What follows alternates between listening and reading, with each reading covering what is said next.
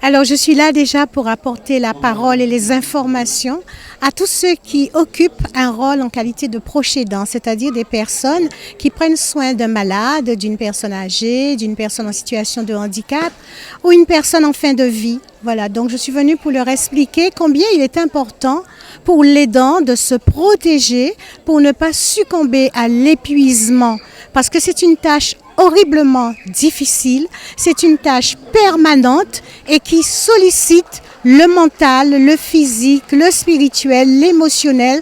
D'ailleurs, les statistiques le prouvent, 50% des aidants vont partir avant le malade.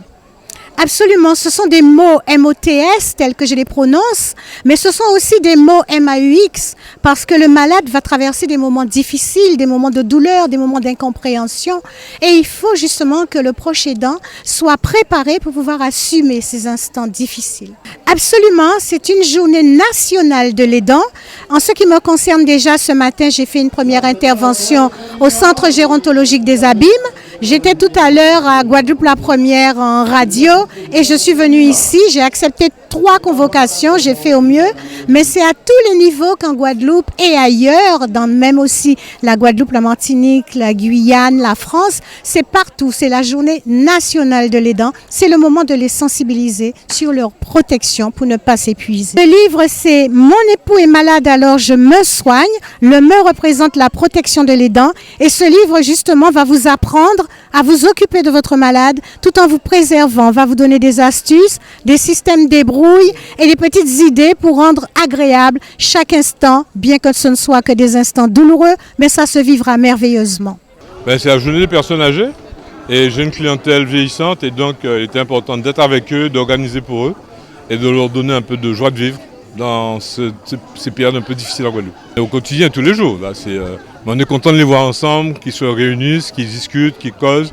Là, il y a une équipe qui va danser tout à l'heure, c'est parfait. Je crois qu'il faut organiser régulièrement des choses pour les personnes âgées, leur faire de l'animation. Le problème, c'est toute organisation a un coût. La mairie de Vieux-Habitants nous a donné un coup de main important. Mais je crois que c'est quand même pas simple parce que les soignants ont des journées longues. Il n'y a pas assez de soignants en Guadeloupe. C'est aussi des grandes difficultés de la Guadeloupe.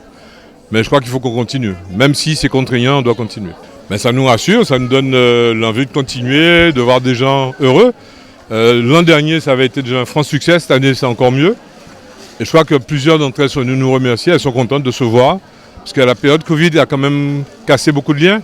Et c'est l'occasion progressivement de retrouver les liens sociaux en Guadeloupe. Tout à fait. Donc, nous sommes une association de professionnels de santé sur la commune de Vieux-Habitants et les communes limitrophes, Baïf et Bouillante.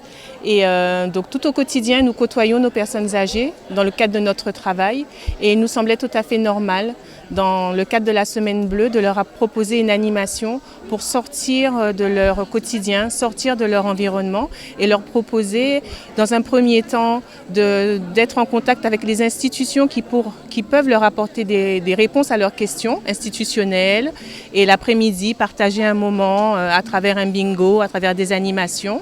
Et nous avons fait intervenir la MFR de façon à ce que ce soit une réunion intergénérationnelle avec les jeunes. Au quotidien, nous sommes avec eux, voilà, et c'est nos missions, puisque dans le cadre de nos actions en santé publique, nous sommes amenés à faire tout ce que nous pouvons pour les sortir de leur quotidien. Une écoute, du temps et de la patience. Exactement, c'est ce qui fait que nous sommes là aujourd'hui aussi, que nous donnons de notre temps, parce que c'est pas facile, nous travaillons, mais nous trouvons un petit peu de temps pour proposer nos aînés, parce qu'il faut penser que on commence à préparer notre retraite aussi.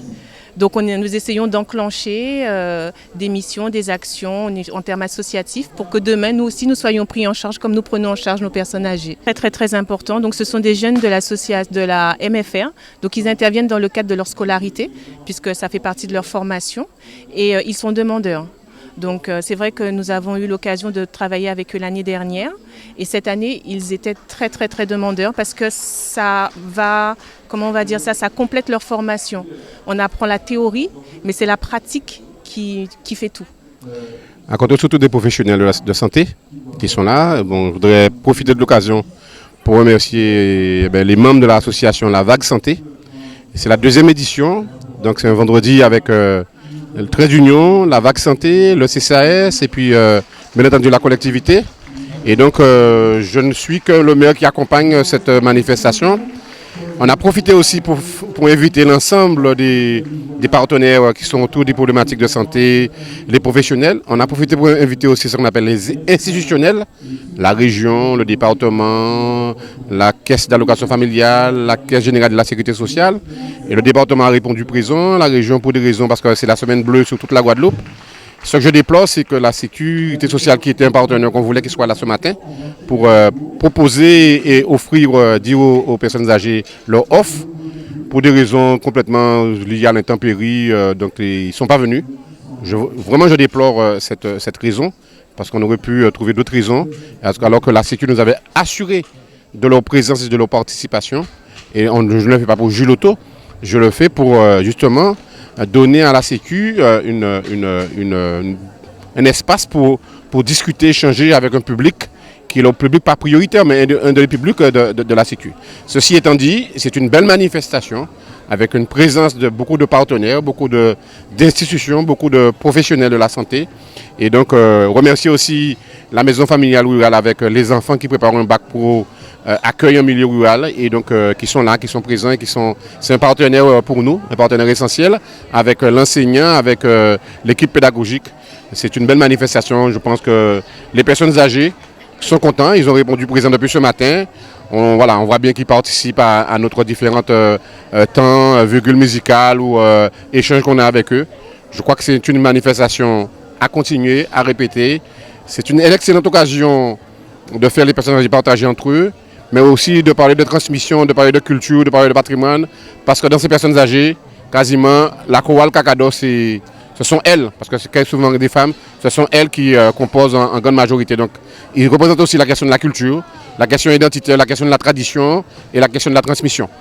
Oui, ça montre bien qu'il y a une dynamique associative, ça montre bien qu'il y a un besoin d'avoir des associations dynamiques sur le territoire et qui font des choses dans l'intérêt général, pour le bien de la population, pour le bien ici, c'est le cas pour les personnes âgées, mais il y a d'autres qui font des actions dans d'autres domaines. Et donc, Vieux Habitants, c'est ça, c'est un tissu associatif dynamique. Et donc, le rôle que j'ai et ma responsabilité m'oblige à les accompagner et à les écouter.